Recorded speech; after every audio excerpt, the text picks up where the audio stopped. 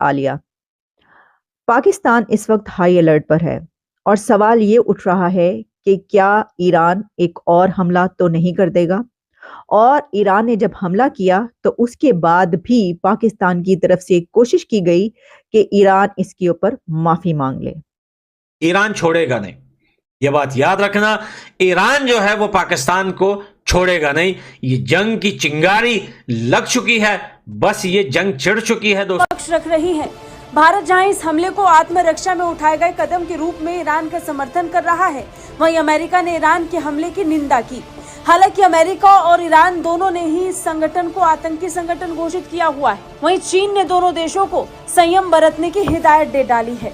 Iran के हमले के बाद पाकिस्तान ने ईरान से अपने राजदूत को বন্ধুরা এই মুহূর্তে পাকিস্তানের তরফ থেকে আরো একটি বড় ব্লান্ডারকে করে দিয়েছে ইরানের সাথে।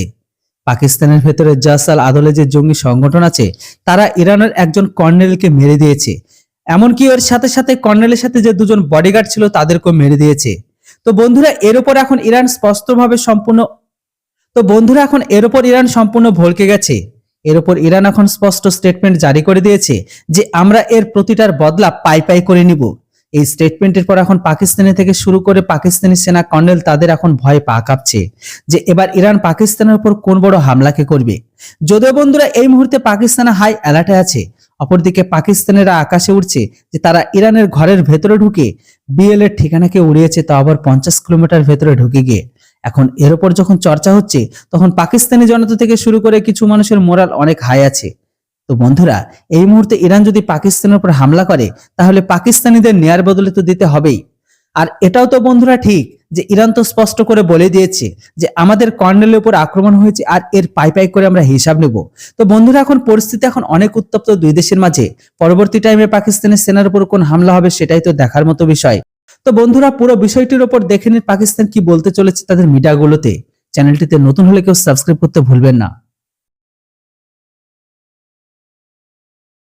पाकिस्तान इस वक्त हाई अलर्ट पर है और सवाल ये उठ रहा है कि क्या ईरान एक और हमला तो नहीं कर देगा।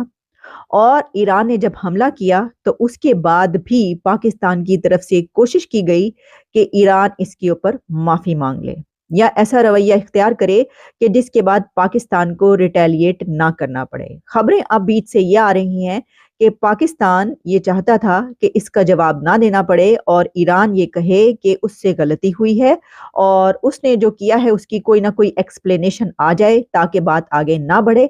लेकिन जब ईरान की तरफ से कहा गया कि हमने ये हमला किया है और भी करेंगे, तो उसके बाद पाकिस्तान ने स्ट्राइक बैक करने का फैसला किया। देखिए इस वक्त जो टेंशन है वो इंक्रीज हो चुकी है। डेवलपमेंट्स इसके अंदर और भी हैं जिसमें ईरान रेवोल्यूशनरी गार्ड्स के कर्नल अल हुसैन का कत्ल भी सामने आ रहा है और ईरान की तरफ से ये कहा जा रहा है कि कर्नल अल हुसैन किसी कल्चरल एक्टिविटीज के उसके मिशन पर थे वहां पर, जिस जगह पर जो कि कहीं पर जाहिदान आ रहा है, कहीं पर बॉर्डर कहा जा रहा है पाकिस्तान के साथ जो बॉर्डर है, उनको जो कत्ल किया गया उसके साथ ही उनके 2 बॉडीगार्ड्स भी मारे गए हैं और इसकी रिस्पॉन्सिबिलिटी कहा जा रहा है कि क्लेम कर रहा है जैशुल अदल ग्रुप। अब जैशुल अदल ग्रुप वही है कि जिसको टारगेट किया है ईरान ने। ईरान ने जब हमला किया पाकिस्तान पर तो उसने कहा कि हमने जैशुल अदल उस दहशतगर्द ग्रुप को टारगेट किया है जो एक अरसे से हमारे गार्ड्स के, पुलिस के, फौजियों के खिलाफ कार्रवाइयां करता चला आ रहा है। करना चाहिए, एक एक पाकिस्तानी शहरी की मौत का हिसाब लेना चाहिए। सिर्फ सियासी बयान की हद तक नहीं है, प्रैक्टिकली मैं उसकी मिसाल देना चाहता हूं, बल्कि एज एन अमेरिकन आपको बता रहा हूं, रेमंड डेविस को जिस तरीके से लाया गया था वापस, आपको बिल्कुल उसी तरीके से जवाब देना चाहिए हर पाकिस्तानी जिंदगी का। देखा क्या कहां तक नहीं जाते अमेरिकन अपने लोगों के लिए। आपको भी चाहिए हर पाकिस्तानी सिटीजन को। आप भारत की मिसाल ले लें, भारत किस तरीके से जाके अपने ऑपरेशन करता है और अपने लोगों को वहां से उठा। मैं छोटी सी मिसाल देता हूं, सूडान के अंदर उन्होंने लड़ाई झगड़ा शुरू हुआ है, वो फौरन अपने शहरियों को लेने के लिए पहुंच गए।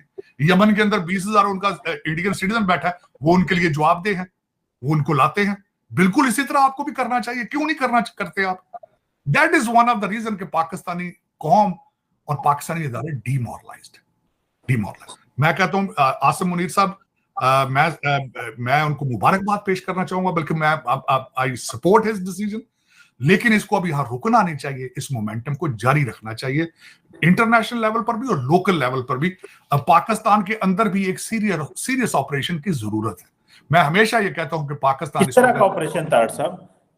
चीमा साहब, मैं आपको कहता था कि आपके ईसीएल के ऊपर 50,000 लोगों का नाम होना चाहिए।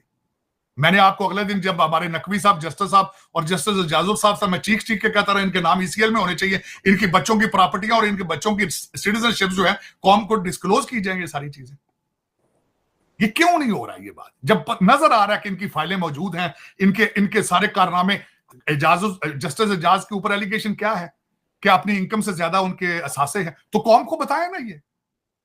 और दूसरे भी इनकी फाइलें जो मौजूद हैं, इनकी टेप, आपने फोन तो इनके रिकॉर्ड किए हैं, तो कौम को बताएंगे, कब बताएंगे ये? इनको जाती फायदे के लिए इस्तेमाल करना ज्यादती है, कौम के फायदे के लिए उन फाइलों को इस्तेमाल करने की सख्त जरूरत है इस वक्त। ये इश्यूज है। तो ये हमला करके पाकिस्तान बड़ी खुशी से बता रहा है कि हमने जो है जवाबी हमला किया है ईरान के ऊपर, हमने इतने दहशतगर्द मारे हैं। ईरान छोड़ेगा नहीं, ये बात याद रखना। ईरान जो है वो पाकिस्तान को छोड़ेगा नहीं। ये जंग की चिंगारी लग चुकी है, बस ये जंग चिढ़ चुकी है दोस्तों। सिर्फ इसका एंड देखिए कि इसका एंड कहां होता है। ईरान को कोई परवाह ही नहीं है। ईरान पे तो पहले ही बहुत सारे सैंक्शंस लगे हुए हैं दुनिया के। अमेरिका ने ईरान को ऐसा जकड़ के रखा हुआ है कि दुनिया से कोई लेना देना ही नहीं। लेकिन जो अच्छी कंट्रीज है उसके साथ आज भी जो है वो फ्रेंडशिप उनकी हो रही है। लेकिन ईरान जो है, जब वो अमेरिका के साथ जो है वो पंगा ले सकता है, तो पाकिस्तान तो फिर वही बात है कि चूहा है। और ये चूहा, ये जहरीला गंदा काला गटर का चूहा जो है ये बस चुका है। और ये देखना, ये चूहा देश छोड़ के भागेगा। ये डॉलर आर्मी को डॉलर नहीं मिल रहा, अब ये परेशान है। जो बचे कुछ वेपन्स है यूज कर बेटा, जितना कर सकता है, तेरा दिन आखिरी आ चुका है। सबसे बड़ी अजीब सी बात है कि ईरान ने अटैक किया और ईरान किसी को ना मार सका, और 2 बच्चे बेचारे जो थे वो उनकी जानें चली गई। लेकिन पाकिस्तान वाले हम बड़े होशियार हैं, हमने जाके वहां पे 7 लोग मार दिए। लेकिन और वो भी ठीक वही लोग मारे जिनको मारने गए थे। यानी कि आप समझ सकते हैं कि जिन्हें पाकिस्तान में कहा जा रहा है कि टेरर ऑर्गेनाइजेशन के लोग थे, उन्हीं को टारगेट किया गया है। बल्कि कुछ के तो नाम भी मैं आपको बता देती हूँ कि एक का नाम आसिम बताया जा रहा है, जो कि बीएलए का पहले चेयरमैन रह चुका है। उसका कहा जा रहा है उसको मारा गया। फजल शेर बीएलएफ का बताया जा रहा है, फजल शेर के उसकी जान गई है। और ये जिसमें ड्रोन इस्तेमाल हुए हैं, इसमें प्लेन इस्तेमाल हुए हैं इस अटैक के अंदर।